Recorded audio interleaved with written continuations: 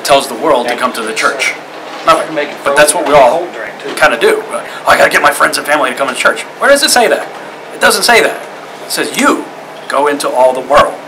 Well, when I look at least in America, where's the world? Well, you can go to any movie theater at any time of the week, any day of the week, pretty much any hour, and you're going to find that parking lot full.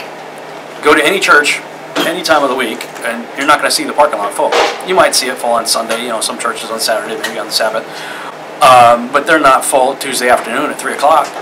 But I could go to Cinemark, and it's going to be full at 3 o'clock in the afternoon, especially if a blockbuster just got released.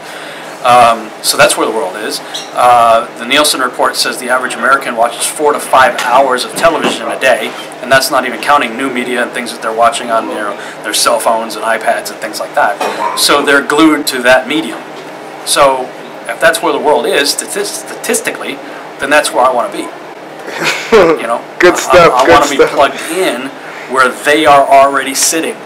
You know, and if I come out as a Christian filmmaker making a Christian TV series, then the world goes, wow, isn't that cool? They have their own TV show.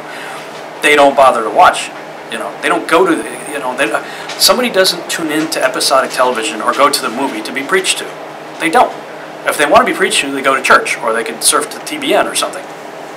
That's why I think Christian filmmakers are missing, where Christian filmmakers get together and they say, hey, let's make a Christian movie. Well, all you're doing is preaching to the choir, because those are the only people that go see the movie. Sure. You know, you're not reaching the world. You know. Now, that's not to say that the church doesn't need preaching to as well. I mean, we certainly do.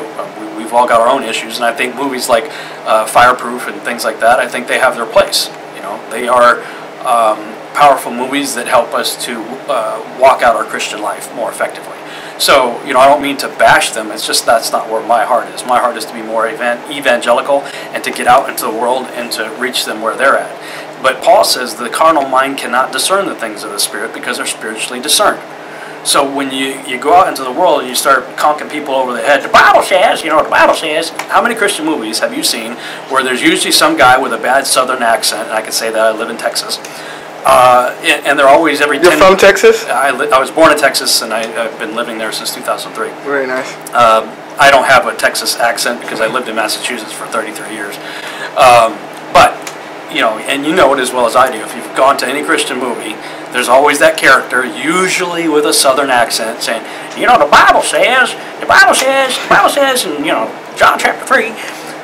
Look, how many times did you see Jesus or the apostles walking around with scrolls under their arms saying, you know, Obadiah says, you know, Nahum says? No, what did Jesus do? He taught in culturally relevant stories that illustrated kingdom principles.